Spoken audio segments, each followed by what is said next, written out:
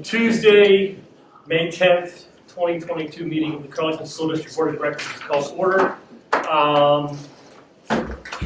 Dr. Mantich, would you mind leading us in the pledge of allegiance? I pledge allegiance to the flag of the United States of America and to the republic for which it stands, one nation, under God, indivisible, with liberty and justice for all. Will the Secretary please call the roll? Director Hunter? Here. Director Frank? Here. Director O'Brien? Here. Director Puskar? Here. Director Simsek? Here. Director Vogliano? Here. Director Seletsky? Here. Director Apple? Here. Director Shriver? Here. There's a period of meeting at the beginning where we invite the public to comment on any agenda items. Does anybody in the audience wish to comment on any agenda items tonight? Seeing none, we'll move on. I'll entertain a motion to approve a previous meeting's minutes. So I'll entertain a motion to approve number one and only the minutes of the April 19th, 2022 voting meeting. So moved. Second. Moved to second. Thank you. Any discussion? If not, we'll vote. All those in favor say aye. Aye. Opposed, nay. Motion carries.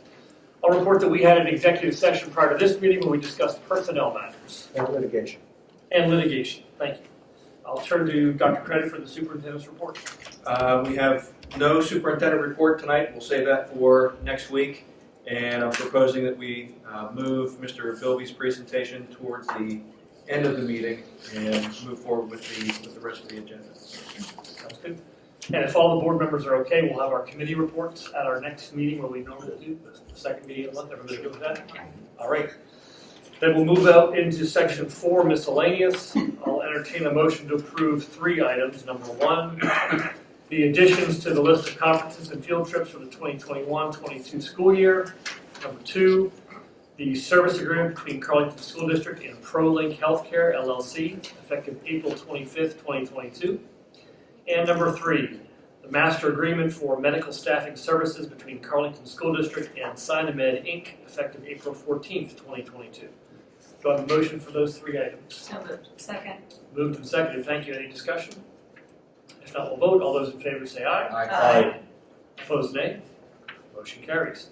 Under section 5, finance, we have 1 item. I'll entertain a motion to approve the general funds checks starting April 19th, 2022 through May 2nd, 2022 in the amount of $233,072.74. Do I have a motion for that item? I support. Second. Moved and seconded. Thank you very much. Any questions? If not, we'll vote. All those in favor say aye. Aye. Opposed, nay. Motion carries. Under section 6, personnel, we have quite a few items, so let's split it into 2 groups. We have 14 items, so let's do numbers 1 through 7 first. I'll entertain a motion to approve number 1, the additions to the 2021-22 athletic supplemental list as submitted. The stipend for supplemental position holders is contingent upon completion of the full school year and will be prorated in the event of a short or canceled season due to unforeseen circumstances. Number 2, the additions to the 22-23 athletic supplemental list as submitted. The stipend for supplemental position holders is contingent upon completion of the full school year and will be prorated in the event of a short or canceled season due to unforeseen circumstances.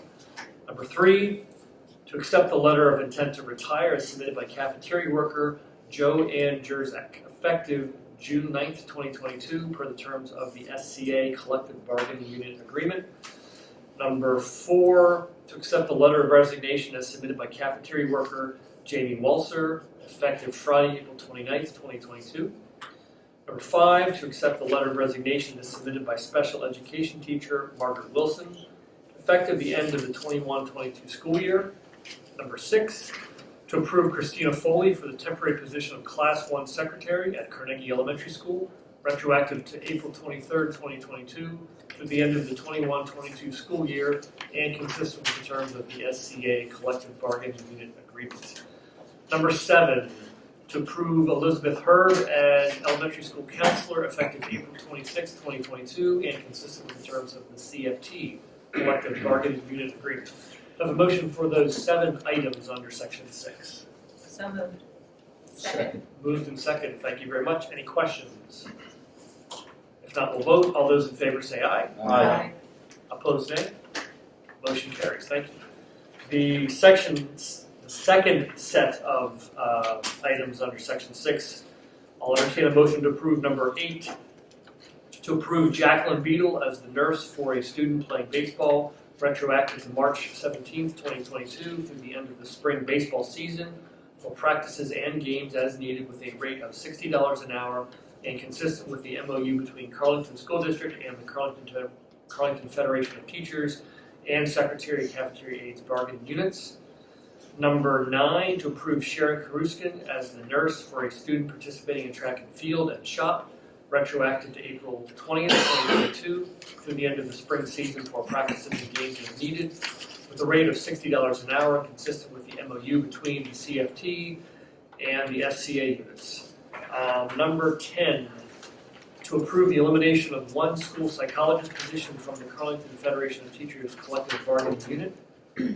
Number 11, to approve the amendment to the Act 93 agreement to include the salary range for the position of district school psychologist to be as follows: minimum $75,000, target $92,000, maximum $110,000. Number 12, to approve and award the position of district school psychologist to Dr. Patricia Surdy, effective July 1st, 2022, at a salary of $80,000 under the terms of the Act 93 agreement. Number 13, to approve Gretchen Duras as a teacher for the Carlington Summer Academic Program, or CASP, beginning June 20th through July 21st, 2022, Monday through Thursday, except for July 4th, from 8 a.m. to 12 p.m. The teacher will be compensated at the per diem rate, consistent with the terms of the CFT Collective Bargaining Unit Agreement.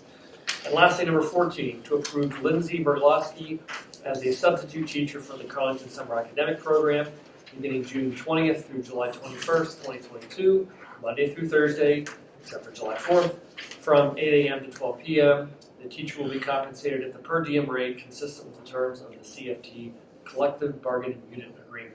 Do I have a motion for items 8 through 14 under section 6? So moved. Second. Moved and seconded. Thank you.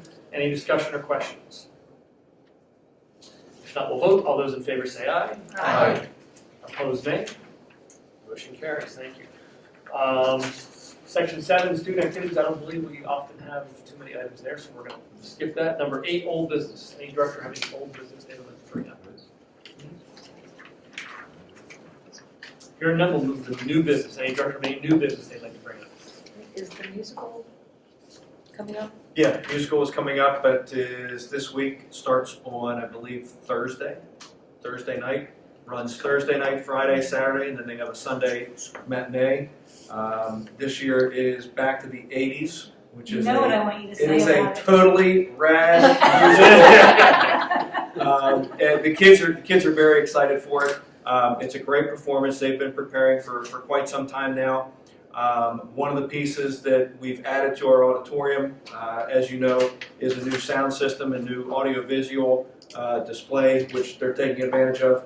We also purchased, I believe, 16 microphones that are the facial microphones as well. They're designed for theatrical types of performances. So our students have the opportunity to perform on a great stage that has basically been resurfaced recently as well. So it's a world-class facility, and it's a world-class group of students who are going to do an outstanding job. So certainly invite anybody to come out. More information is online for purchasing of tickets, and tickets can also be purchased at the door as well. Thank you. Any other new business from any director? If not, I'll turn to the audience. Any open forum questions from the audience? None this evening. Okay, great. Any board members have any open forum questions?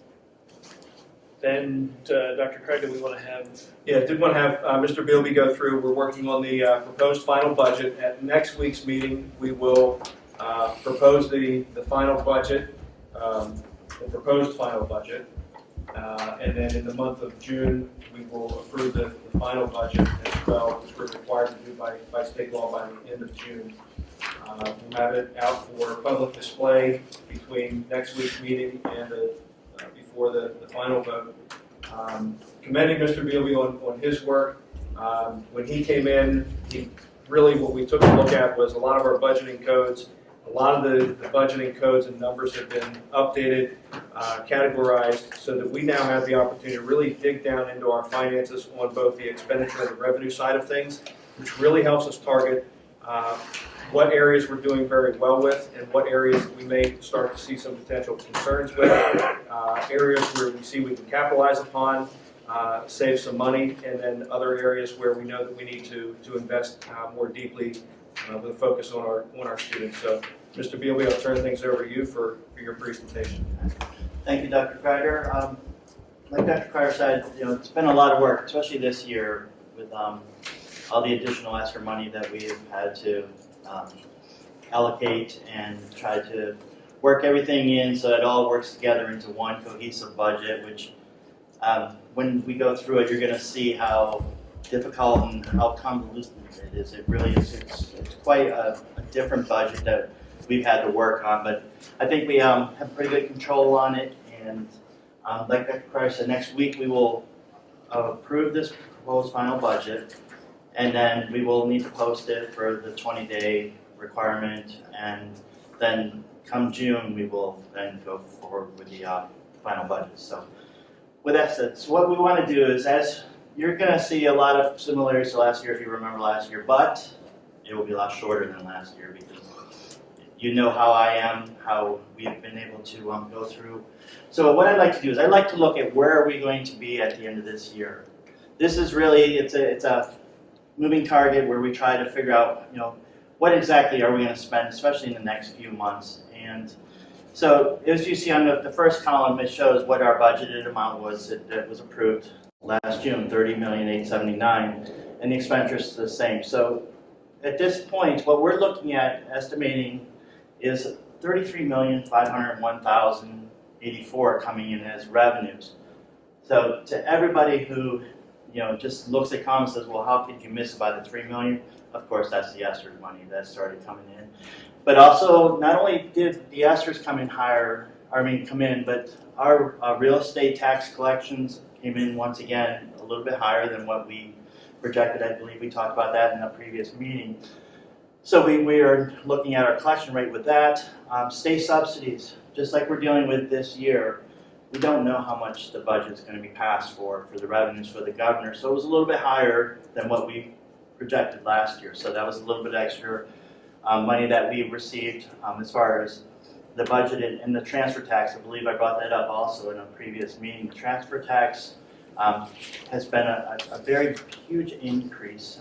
There's been a lot of movement in the area and totally exceeded our expectations. So that all leads together to get to actually come up $2.6 million higher than what we budgeted. But the majority is the ESSER's money. Expenditures, once again, it's also a little bit higher, but that's also because of our ESSER projects, building equipment repairs and replacements. And not only that, but we've also had problems with trying to get substitutes, just like every other district. So our class coverage, our overtime, those costs increased quite a bit this year. So that leads to our budget being over by 1.125. So overall, that's it was expected the way that this came out. I knew that we would have the increase because as we discussed last year, we did not budget the ESSERs because we really didn't have a good idea of how much money at that point, what we were going to get and how we were going to spend it. Any questions on where we're going to be? The big thing is that we're looking at possibly increasing our fund balance by $1.5 million. Realistically, I would say it's probably going to be more closer to the 1 million increase to the fund balance. But we'll see that. We'll get it more fine-tuned, and by the time we come to the final budget, we should have a really good idea of where that's going to be. Questions?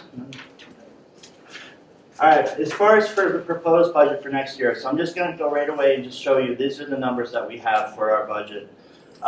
We're looking at a budget of $34,364,923.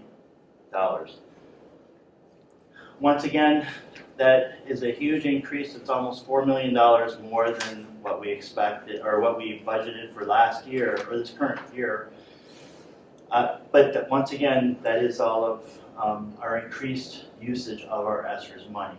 So basically, when you look at this budget, what I did with ESSERS, I know we talked about how the different ways of showing it, but the way that we decided to go with it is that whatever we spent or budgeted for expenditures under ESSERS, that exact amount went into the revenues. So it was a direct correlation between the two amounts. It makes it a little bit difficult to really see where you are as far as how is the budget really doing. But we'll see in the next slide. But right now, basic no utilization of fund balance, of course, is required for this. And as I stated, the increase in spending is of the ESSERS. So we'll go through these numbers a little bit. And any questions? Great to start. So feel free at any time, just like any finance meeting that we do, just stop me, questions, whatever. So what I did is, I don't know how we're going to use these numbers yet, but I tried to say, okay, take the budget that $34 million, what would it look like if there was no ESSERS? So basically what I did is I removed all of the revenues that we received from the ESSERS for this current budget coming up, and actually for what we received to this year coming in for the current year, took out the expenditures, and that was a little bit tricky because what I had to look at is what are reoccurring expenditures and what are non-reoccurring expenditures. So basically I had to make sure that whenever I have something, for example, the chill room is a recurring cost. It's put in the budget both this current year and next year as a ESSERS, but you take out the ESSERS, it's still going to be there, that cost. So I took those into account, and this is basically what we look at is that estimated $31,528,000, and we would be a little bit under budget with our expenditures.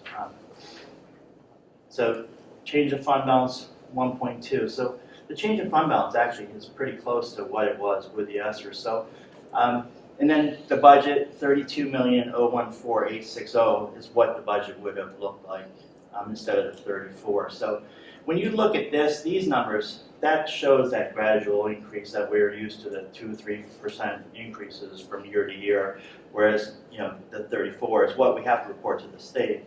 Makes it a little bit off, but I think this is going to be a good tool for us to kind of just see where we are. Make sure that we're not overstating some of our other expenditures based on the ESSERS money coming in, and that's that. So here's just for an example for the ESSERS budget for 22-23. We have in the budget $2,350,064 worth of ESSERS expenditures. Reoccurring, what we did is we have the chill rooms, both at the high school and Carnegie, budgeted. We have educational software district-wide, which is budgeted with the ESSERS. The guidance counselor in the elementary school is being paid for by the ESSERS in this upcoming budget, and so is the nurse's assistant. So those are costs that we're going to have after ESSERS disappears. So then you have your non-reoccurring or technology upgrades. So purchasing of the equipment that we're buying new laptops for the teachers over the next few years. The intervention specialist that we put into the elementary school, her position right now is being paid for by the ESSERS. At this time, once the ESSERS ends, her position is going to end, but we're also going to, that will be one that we'll reevaluate as we get closer to the end. All of the maintenance and capital projects that we have set up to do, the craft and window project, the HVAC system upgrades, all of the COVID supplies, anything that has to do with COVID is in the budget as ESSERS. Those are non-recurring, so those all will disappear when the new budget comes. So we have $2,083,000 in non-recurring costs. So basically what that tells all of us, and show it to you too, is that we are looking at it creatively to make sure that we don't get to that point at the end of 2024 where that ESSER money stops and we're at that cliff. So I'd be more concerned if our reoccurring was $2 million and our non-reoccurring was only the 266. So I think the way that we've crafted it, and it looks like it's going to continue that way for the next year and a half of spending, it's going to allow us to absorb, once the ESSER money disappears. Any questions on that? Does that make sense? I have a question, Keith. So this ESSERS ends in 2024. Is it June the 30th of 2024? No, I believe December? it's September September 30th, 2020. Okay, so we get an extra semester. Correct. So we have to really, the next year and a half, we're really going to have to make sure that our expenditures, we're going to try to get it spent as much as possible this year and next. And then, we can just try to clean up. We don't want to be left with $6-7 million and having 3 million or 3 months to spend it. So we're really looking at the way we're going to spend things to try to get as much done as possible in these first couple of years and then just clean it up at the end. I mean, what you're showing here basically, Keith, is that we're using the ESSERS funding. We're not using the ESSERS funding to delay fixing budgetary problems. That's correct. I mean, we're spending almost 90% of it on one-time expenses that we need to make that we wouldn't be able to do otherwise, and 10%, which is a number that later on we can probably absorb within the budget. Right. So long as we manage over the next 3-4 years, we manage our revenue stream properly, we can plan to absorb that. Correct. And that's exactly what I wanted to show with this slide. I think this is a pretty good slide that really lets us reevaluate how well we're doing our expenditures.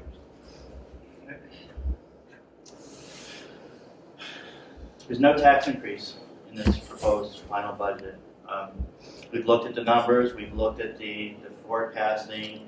At this point, we feel no need. I'm not going to recommend a tax increase. It's something that, of course, you all want a tax increase, but I think it's a good time to give a break. This should be shouted from the hilltops. It's the first time, we'll see it. It's been a it's while something since we haven't been boastful. able to have this. So I'm glad that we were able to work this out, that we didn't have to do a tax increase here. So the tax rate's going to remain at the 26.7432 mils, so no increase at all to any of the taxes. Our tax assessments increased $10,337,000 from previous year to this year. I thought that number was high. I double checked it. I even looked at it today. The numbers are good. So that our 729 million value that we have for our assessed value is a good number. So, but as we discussed, that's a number we're going to have to constantly watch because it does fluctuate. So we will review it one more time before the end of the budget period. Tax reduction allocation, that is from the gaming money. That's every year the homestead approved. So every resident that applied for the homestead deduction will receive $221.47 off of their tax bill for next year. The big thing about this is that $704,508 for the last probably 4 or 5 years, it's only been $500,000. So the state finally released some more money to try to lessen the tax load on the taxpayers. It actually almost came out to almost $70 more, so I mean it's a welcome relief for the taxpayers. And the 1 mil, just for general sake, is $729,000 in tax revenue. Any questions? I have just one clarifying question, Keith. So when you're saying you're not going to recommend any tax increase, like when I think about a tax increase, I don't think about it just in terms of balancing the next year's budget. Right. It's looking long term. And so you're not basing that, because there's a cap to how much we can raise taxes. So you've got to look out 5 years or beyond to say, we don't have a spike in expenses that we need to plan for. What you're saying is you've looked out about 5 years. You've looked at next year, we don't need it for next year. But also when we look 5 years out, whatever the forecasted cap on potential tax rate increases is high enough that we can make up the difference later if we need to. Correct. And that's exactly how I've always done it, and I've been really straightforward about that since the beginning, is that, we have to look at 5 years out. When I look at it, in 5 years, are we gonna be down a little bit lower than our 8% fund balance that we're used to having? Yes, it's gonna be a little bit down, but you're absolutely right. Every year, we reset that 5 years and we reevaluate, whether, we're gonna need, and as things change, we have to change our outlook. So, right now, it looks like, there's no immediate, concerns for, 5 years down the road, but we might have to look at it. I mean, we definitely, it's a constant moving target that we're looking at, so you're right, absolutely. It's not saying that it's not gonna, we might not have to raise it a little bit higher next year or the year after that, but right now, everything looks well enough that I don't recommend raising taxes. So here's that millage history. You've seen it before. It has been increasing pretty much every year since 2012, 2013, or actually from 2013, 2014, since the reassessment when the rate was lower. 2012 was the reassessment. Right, so that's when it went down. So it'll be a nice little break.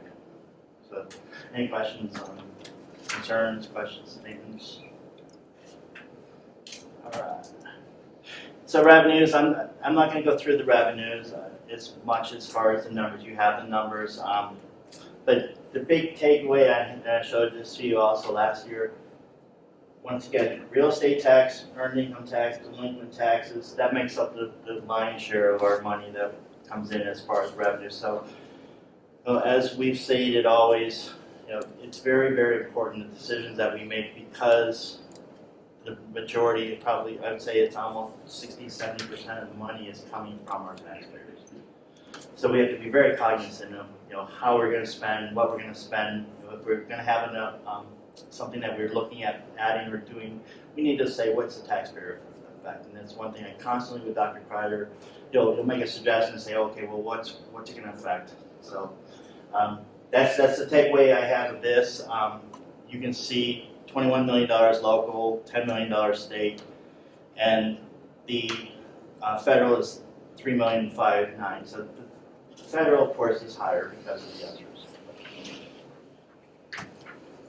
And Keith, do you see in the upcoming year the possibility of us getting more money for ESL from the federal?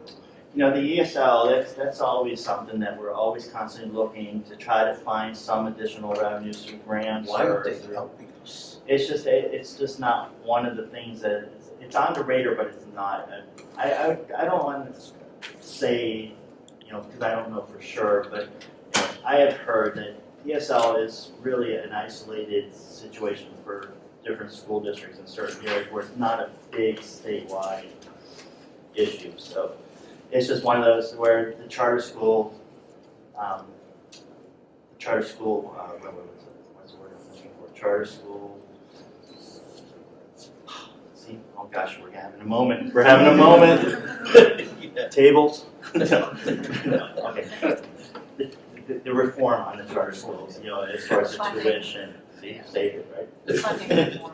And then, the constant property tax, and there's other bigger issues I think that they're looking at. Unfortunately, the ESL is a huge problem for us, and I know that I've sat down with Sarah and we've talked, many times of, how can we try to find some money to fund that. So, good question. I mean, it's unfortunately, right now I don't see anything. So the feds give us, do you have it on the top of your head, how much we get for ESL from the feds and how much we need? I believe that we spent, it's right around 300,000. I believe we pay the AIU for their teachers. It's right around $300,000. So I need to find that out for you. I mean, that's definitely something I'll need to find out because we have some of the money through our Title III program and Title IV.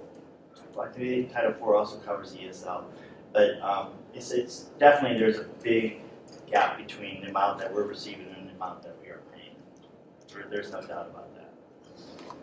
All right. But I'll definitely bring that up for you. Okay. All right. The next slide, if we move on with this. This is the expenditures by the operational area. So this is taking a look at the big picture of all of the objects, the 1,000s, 2,000s, and 3,000s. And the takeaway that we want to look at is the blue and the orange right here. Those are by far the largest two areas. And what the blue is, that's direct instruction. So the money that, the expenditures that we are doing are directly affecting the kids, are actually going to our students.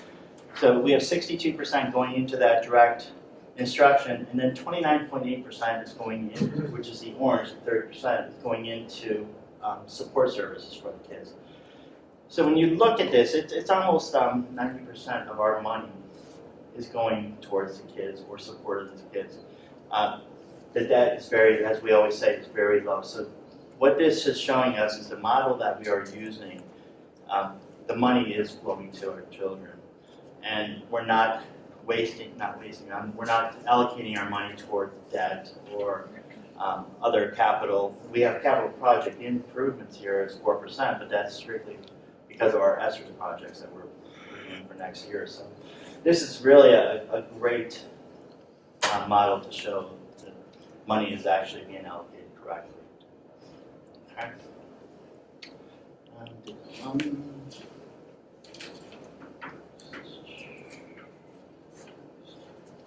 And then this just breaks it down a little bit further as far as now we're looking at a lower level of expenditures. So when you look at the green and the yellow, that is our salary and benefits. So now we're taking the instruction and breaking it down by parts. So by far the largest expenditure of the school district, and it is pretty much in every school district, is the salary and benefits. It's 65.2% of our expenditures, and it comes out to about $22.4 million is just strictly to cover our personnel costs. The increases were based on the contractual wages. Medical insurance this year did go up more than it has in years. It went up 8% this time. We've been lucky with the consortium that we have been right around 3-4% every year. But they said this 8% is probably going to become the norm from this point forward as they're trying to recover from the COVID process. Debt 1%, $328,000 this year. Tuition is another big cost, 9.2%. Charter schools, we have approximately 90 students going, and it's about $1.5 million of our budget. So that's just still a constant draw on our budget that we really can't control. It's something that we can try to entice the children to come back, but it's just one of those situations that we all know very much about. Do you have a feel for how statewide that is? It's been pretty consistent over the last couple of years, right? It really has. We have not. We saw a little that going during the COVID time, but it's staying really consistent. We really didn't see that big push towards the charter schools during the period last year when the schools were closed. So you're right. We're staying very steady year to year, which is good. It's not a high percentage compared to a lot of other schools, though, is it? That's less than 5% of our budget. So. I know that, for instance, Stowe Rocks has about 400, 500 kids going to charter schools.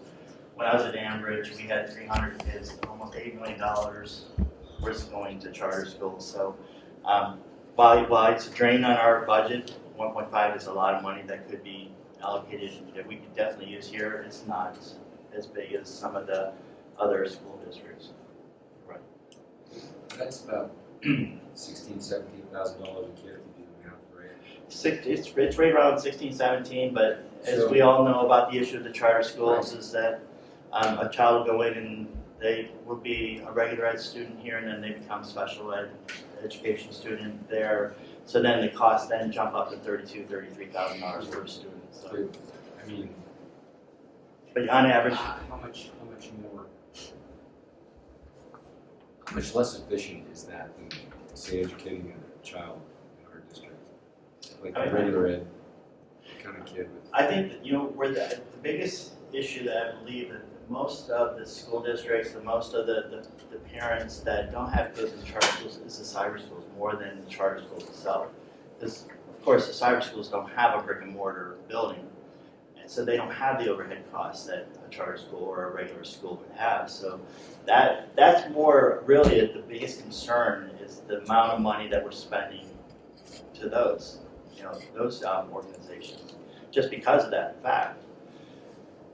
It doesn't cost as much for them to do, but nobody ever really can come out with exactly how much does it cost to do it, to educate a child at a cyber school, charter school. I mean, it really is, it's one of those hard questions. How much do we pay ours? For students? Because that should be a pretty fair proxy, right? We probably, for a regular ed student, we would probably play somewhere around $3,800 Yeah, so for a full schedule. And then we pay a little bit more, obviously, for a special needs student. But we also get discounts for the more students we send to our partners as well. So that cost can be reduced at the same time. I've heard 5,000 is a rule of thumb. Average? Yeah. Between the two. You know, I've for years wondered how many of those kids that leave here and go to cyber charter, brick and mortar, that's a little different, I think. But especially when we talk about a specialty kind of place like a performing arts school or something like that. But how many of those kids, say, leave here for whatever reason, end up back here a year or two later? I mean, is there any way to track that? Do we know? We can track it for sure. Because then I would imagine if they're coming back here, it's costing us more to remediate whatever they lost by their adventure, $16,000, $17,000 a year adventure to the cyber charter. Yeah. So there's some added cost there too. Right. You're absolutely right.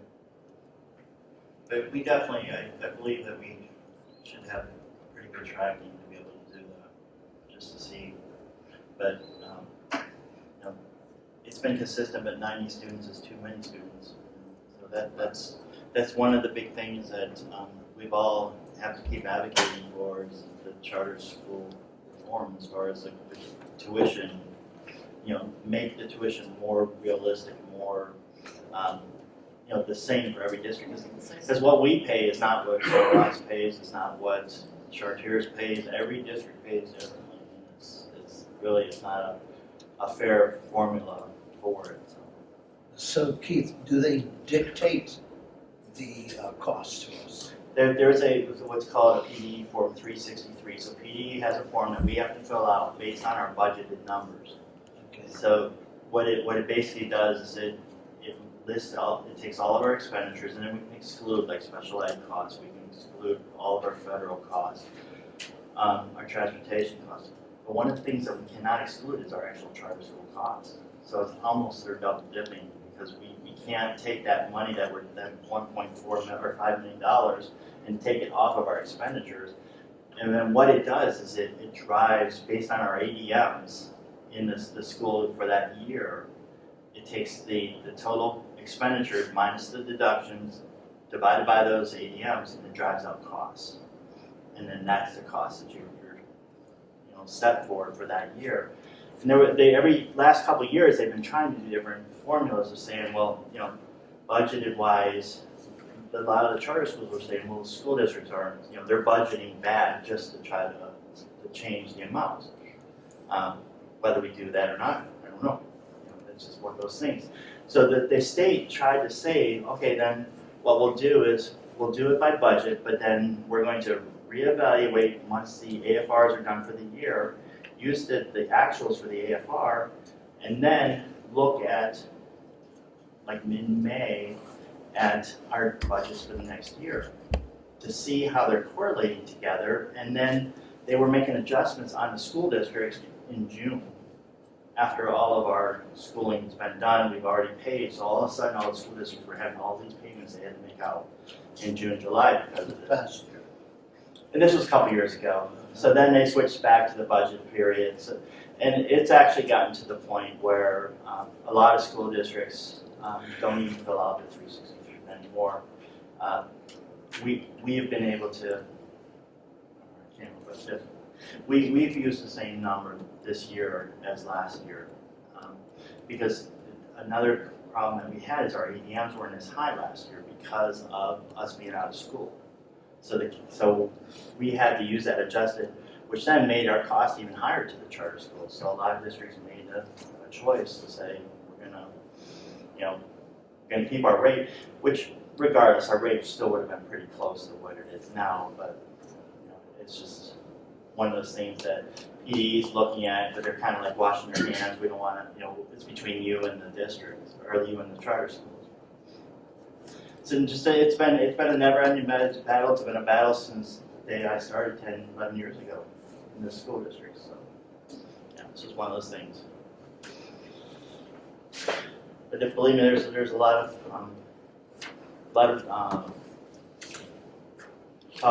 lobbying going on our part. Of course, there's lobbying on the other side too, but there's a lot of organizations that are really pushing for this reform. And it's actually gone further than it has. It's not getting to that next level, but every year it seems to be moving a little bit more. It should really be a bipartisan issue. It shouldn't be any party, because this is extremely unfair to our taxpayers. Right. And especially the lower performing school districts that are a lot of times are more cash strapped than other districts. So you have that issue of you have all of these children going to these charter schools.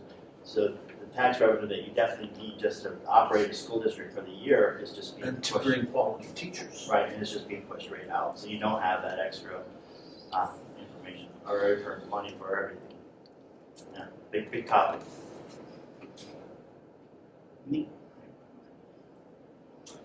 This here, you have the numbers. Basically what this does, I look at this and just make sure that I look at the projected, look at the budget for next year to make sure that when I look at the percentage change, I have an idea of what everything should be increasing from year to year. Of course, these are higher because of the ESSERs, but you take a look at your numbers. The property service is 86%, but that's basically because of our projects that we're doing. And then the property went down 81%. We bought the Promethean boards this current year. Next year we don't have a budget. So that's all this budget, this topic is about. Fund balance. This is a little hard to see. I've learned that our printers don't print very good in dark, the lighter colors. So basically, I showed this to you last year. Basically, what this does is it basically shows our fund balance based on our expenditures to see, what level are we at. These are hard to see. It's not clear, but what this state recommends is the max that we can have is 8% is undesignated fund balance. So as we go through the years, as you can see, and we discussed that this was the big spend from 2011 to 2012. You can see the expenditures were higher.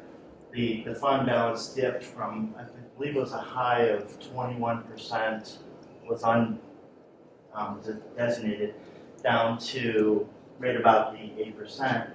And it steadily kept pretty level for years and years. So if you're looking in like 18, 19, our fund balance was starting to go down below that 8%. So we were starting to get to that point where we were drawing our fund balance to cover our expenditures. So when you look at it, this is what you're looking at is that, are our expenditures drawing our fund balance?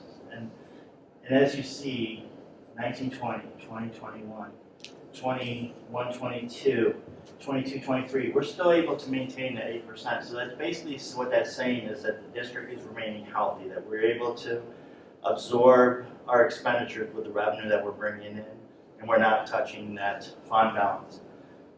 But with that said, if we don't keep looking year out, and we don't raise taxes or we don't do adjustments to our expenditures, as the expenditures go up, our fund balance is going to start going down if we don't have the revenue to replace it. So these yellow are projections. It's kind of hard to project because of the ESSER. So if you look, these are higher because this is the ESSER money. And then what I tried to do is I tried to go back to this 21-22 and build a separate budget, raising 3% about the average that we have. So what I did is I took, this was higher based on our actual budget for the ESSERS. Next year's ESSERS is going to be higher. And then we're going to start seeing that dip down because the ESSERS is going to be gone. So basically what I did is we just went 3%, 3%, 3%, 3%, 3%, just to kind of get us an idea of where is our fund balance going to go if we don't make any changes at all. Yeah, and so that decrease is kind of a function of like the depletion, the gradual depletion of the fund balance in that case is a function of would it be fair to say it's a function of normal escalation of all the different expense categories escalating faster than what you're assuming our local revenue will escalate, right? And then 2, some capital expenditures that, capital maintenance that we know we're going to have to do that can't be covered by ESSERS. And then 3, the teacher salaries, and basically we're hitting a max on the number of teachers that are over the jump step. And that's kind of what's driving that drop in year One 3 thing to that's 4. important to see in here is I just put in a $2 million transfer from our fund balance to capital projects, just to show us that this is where that topic, when we talk about that amount of fund balance that we have remaining above that undesignated, I believe. I gave you that other sheet on there. If you look at that sheet here, if you look at the 2021, or actually the 21-22, look at the very bottom. Our undesignated, our 8% is $2.4 million. Our non-spendable, which is our prepaid insurance, is $288. So we have $3,425,000 that's assigned.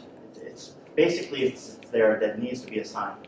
So we have to make a decision as a board to assign it to either capital projects, or we can just keep it in here and say that, as we have in the past, it's going to be assigned for future ESSERS healthcare costs, technology upgrades, or whatever.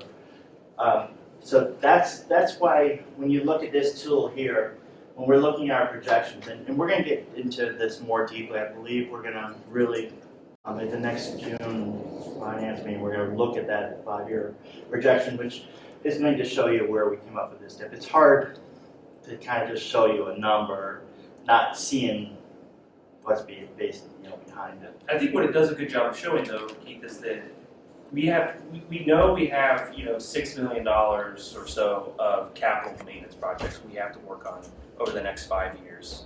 We have some control over when we can do some of them.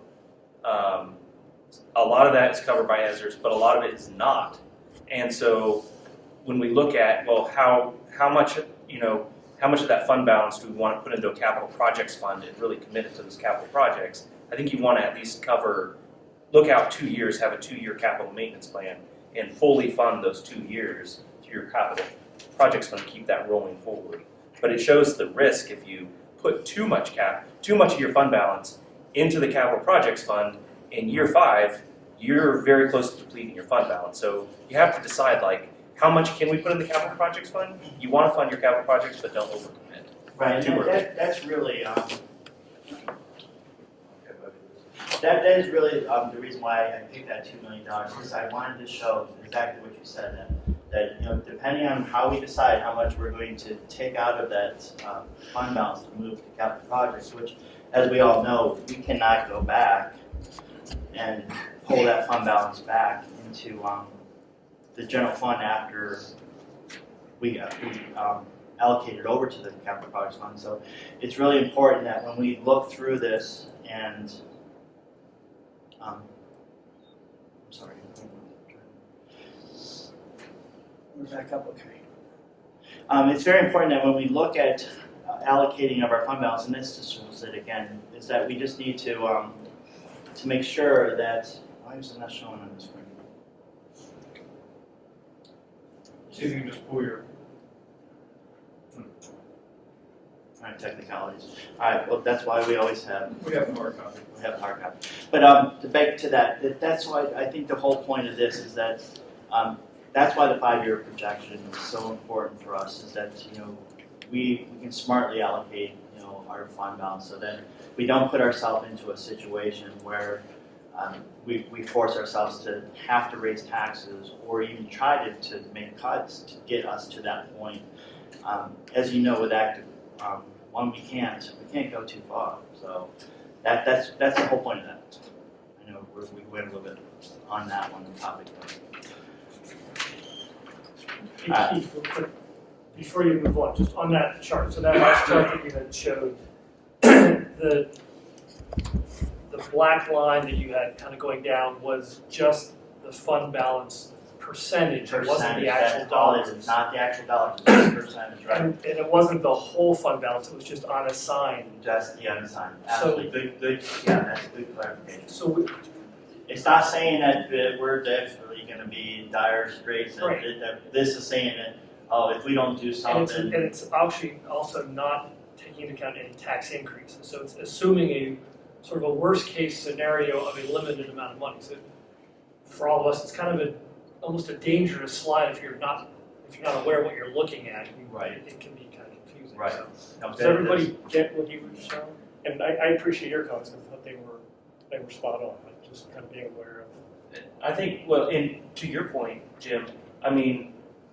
I think it's fair to say that if we look at risks and opportunities right now, when we look at that forecast, there's more opportunity for increased revenue than there is, like when we're looking at that 3 to 4 year period, than there is risk of like some big problem. Right. In terms of state funding, there's upside potential on state funding to what's in there. And then you've got, his forecast isn't including any kind of teacher retirement or change out in the balance between people over the jump step and under the jump step.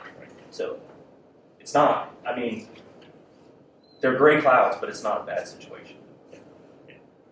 We have a pretty good idea of how many teachers are gonna be going over that jump step in the next couple of years, this year, next year.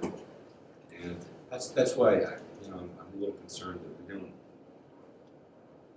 pay for a little bit of it now, and then be in a position where we're gonna be kind of almost playing catch up. There's more and more, because what was it, 13 or something like that, we're gonna go over in next year, this year, and then even more. A few more after that. Sounds like he took those numbers and accounted for them, so Yeah. it's good to be aware of that. I agree. Yeah, but I mean, I know this is an assigned fund balance, $2 million transfer. But, I mean, I guess what we need to determine is if under this scenario, $643,000 is going to be enough of just a general unassigned fund balance. My thinking is when we plan it and we look at how we're going to manage it, we would want to target a 4%, kind of something around. So the state recommendation is to have about 8% of your fund balance. If you're looking 5 years out, target that, when you're budgeting, have a 4% at kind of your target, and then you have 5 years to manage that up to closer to 8%. That way you're not drastically increasing taxes now because you're targeting something with so much uncertainty baked into it. And I think that's fair. And so that a lot of that is, well, how much of that $2 million do we actually put into the capital projects fund versus leave it in the Right. unassigned fund balance? Right. It's kind of a balancing act, but I think targeting kind of a 4% makes sense to me. And unassigned. And unassigned, yes. And you do that through a function of managing how much you put in the capital projects fund at a minimum fund a 2-year plan, and then be careful about overcommitting beyond that. And then you start looking at managing your revenue stream. That makes sense. Keith, are you on board with that? Oh, absolutely. I think we're definitely on the same page with that. So, and we'll definitely in June we'll go over that more. We'll get into a nice discussion about the 5-year plan, and then we can come up as a group with the cost or how we're going to set. All right. So the next couple slides, basically, what I wanted to do is get away from the numbers a little bit, kind of highlight some of the things that happen in some of the major areas. that affected the budget. So we started out with personnel, which is of course the largest part of the budget. 21-22, we did have 3 professional staff retirements this year, and we did have 1 professional staff resignation. So we had 4 positions that are no longer, well actually, they retired or left. In 22-23, we have the new positions. We have the Act 93 district school psychologist. The school counselor, the elementary, right now is going to be ESSERS funded. The ESLS elementary teacher is a new position, and then the intervention reading specialist is also ESSER funded. Anything you want to bring up about those, Dr. Kreider? Or I know that Kristen Butler, who is our HR coordinator, is going to address the district or the board next week, so she'll go into this more. Technology security, basically the highlights, security and technology repairs are of course budgeted in their technology supply. Some of the ESSER projects, staff computer replacement here at the high school this upcoming year, elementary schools in the next year after that. We have also purchased environmental sensors for areas around the high school. Basically, what those sensors will do is they'll sense smoke, vape, noise, different alerting parts. So those have been procured, and then of course we're going to continue our Promethean boards for the district. Textbook purchases. That's a big ESSERS expenditure that we have underwent. This year we're going to go through and we're going to look at a 6-year cycle for the curriculum for math 9 to 12, social studies K to 12, science K to 4. And then for 22-23, in this budget that we have, we're going to be looking at science 5 to 12, math K to 8, ELA 7 to 12, world languages 7 to 12. All of this is going to be ESSERS funded. So we helped revamp. Dr. Mantich, I don't know if you wanted to comment anything about this or. Yeah, we're in the process of doing our 6-year cycles. We kind of rushed this year into it because of the ESSERS funding. So we kind of molded, years 1 and 2 for the 3 that you see for 21-22. So we're just about completed with the selection process, and we're purchasing at this point in time the books that they're selecting. And then in the 22-23 school year, they're already into their research phase of the cycle, and then next year they'll be into their pilot and then selection process, and then we'll be implementing the following year after that. The 3rd year, because we have to have everything spent by 2024, is kind of what do we need to kind of fill in the little bits and pieces. So we're going to have a little bit of that ESSERS money budgeted in 23, 24, which I know we're not talking about now, but just to kind of fill in the gaps if there's any gaps that we find that we need to do. So that's kind of where we are in the process as we speak. Okay, maintenance. We have our preventive maintenance contracts, the required inspections that we have, the repairs. So the big highlighted ESSER projects, the Grafton Window Project, which is probably the biggest project that we have going in the district right now.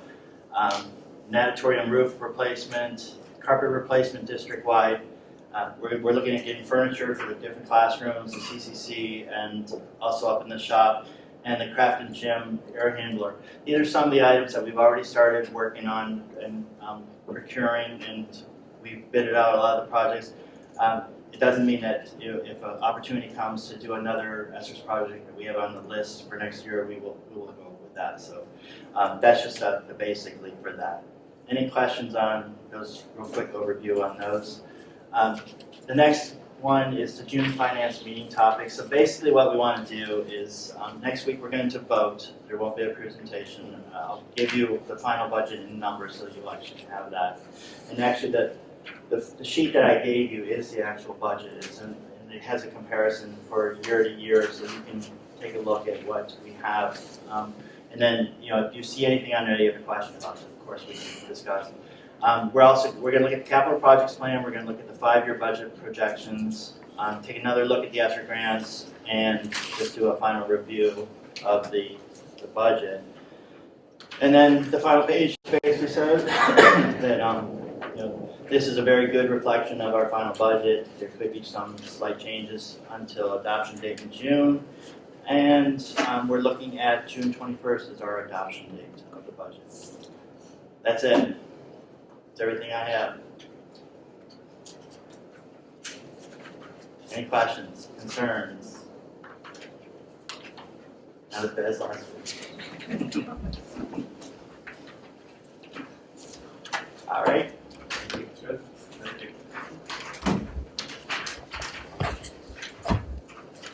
Any board questions on the presentation? Any other open forum questions or comments from the board? Any movement for adjournment? So moved. All those in favor say aye. Aye. Opposed nay? We are adjourned.